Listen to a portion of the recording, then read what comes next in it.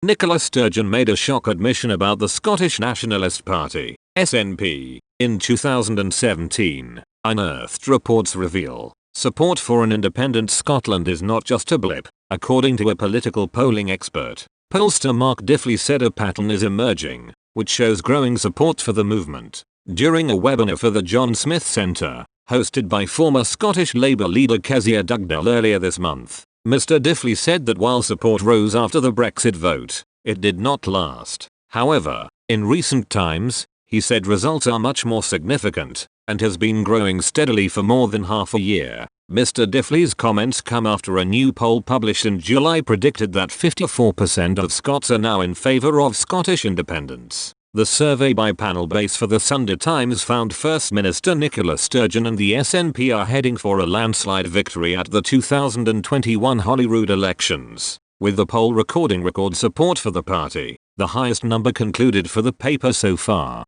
As a second referendum looks increasingly likely, unearthed reports shed light on a surprise admission Ms. Sturgeon made about her party. According to a throwback report by The Times, in 2017, Ms. Sturgeon said she wished she could turn the clock back and change the SNP's name. The Scottish First Minister admitted the word national could be hugely problematic during a debate at the Edinburgh International Book Festival. She was speaking with Turkish author Elif Shafak, who told her the word had a negative meaning to her. Ms. Shafak said, "The word nationalism, for me personally, has a very negative meaning because I've seen how ugly it can get, how destructive it can become, how violent it can become and how it can divide people into imaginary categories and make them lose that cultural coexistence." She asked Ms. Sturgeon, "Can nationalism ever be benign? Can it ever be a benevolent thing?" Ms. Sturgeon, who joined the SNP age 16, said, "The word is difficult.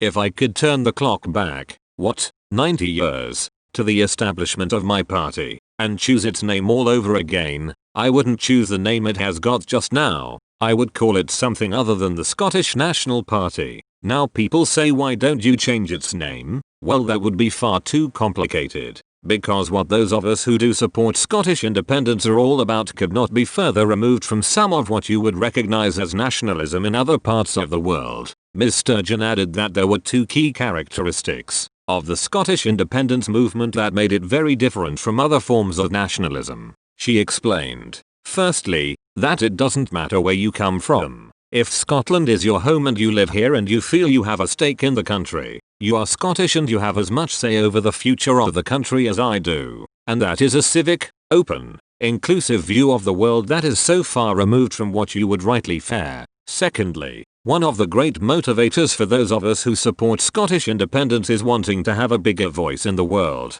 It's about being outward looking and internationalist, she added. So the word is hugely problematic sometimes for those of us who, but Scottish independence is about self-government. It's about running your own affairs and making your own mark in the world. So yes, words do matter, but I think we can't change the connotations that the word has in other parts of the world. What we have to do is just demonstrate through words of our own, through deeds, through actions, through how we carry ourselves, that we stand for something completely different to all of that.